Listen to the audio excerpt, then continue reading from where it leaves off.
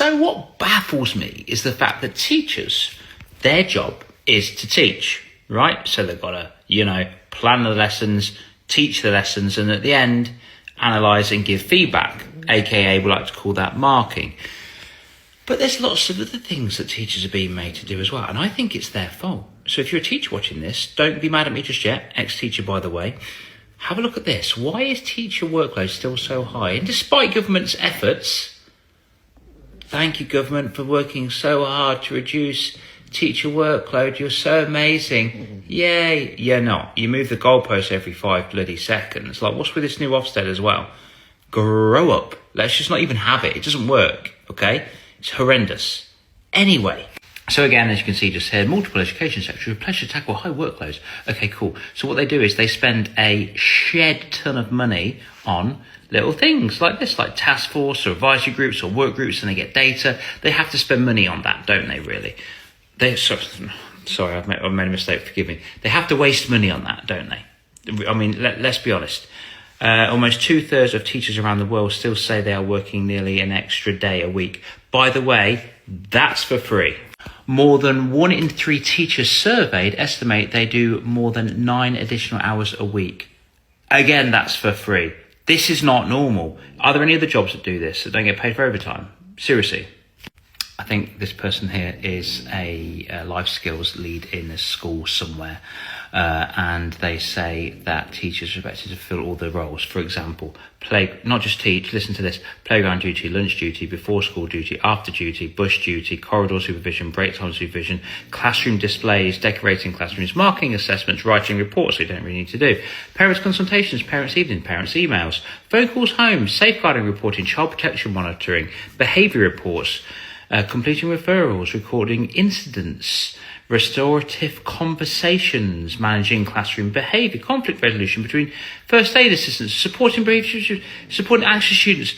The list just goes on. CPD meetings, it's wild. Last minute meetings. Like, why are teachers just not teaching? And they have to do all of homework club, breakfast club, extracurricular activities in their own time.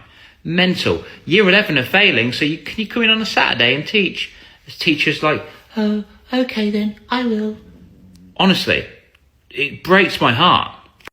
How can schools tackle long hours? Employ more people, give more money to the education system. You're literally cultivating our future generation. Just stop putting money in other parts of the world. Focus on our country. What the hell? And yes, it very much is a culture as well. So depending on who is leading your school, I know that in my school it does really well because the head teacher leadership suggested that it keeps the standard of obviously not working or sending emails in school time, in the evenings, just do it in school time. And that's great. However, if you've got an organised narcissist who wants to grow the school and earn more money and be seen on the league tables, they're going to push you so much and it's going to sting. But this, at the beginning of my conversation, is why it's teachers' faults. You ready? It's teachers' fault. This is happening. It's teachers' fault. You ready?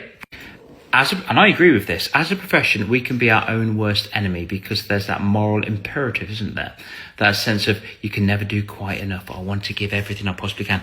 Teachers are just people pleasers. When you've got you've been in a narcissistic relationship, I don't know if you have, but fucking arseholes.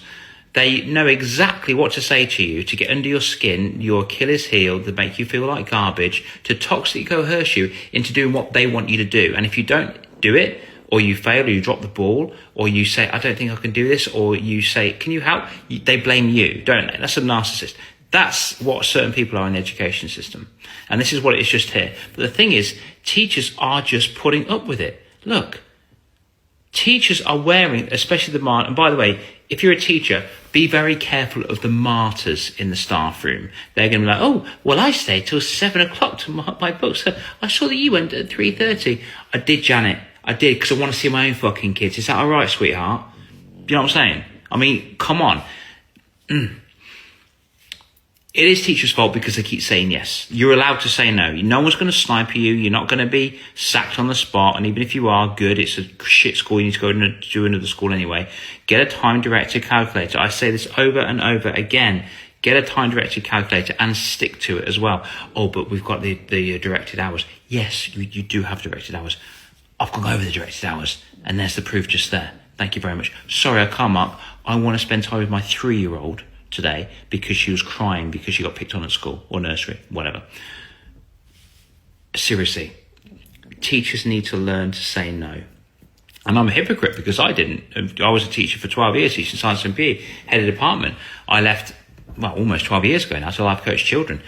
And back then, I didn't say no. I was a mug. I was an absolute sheep.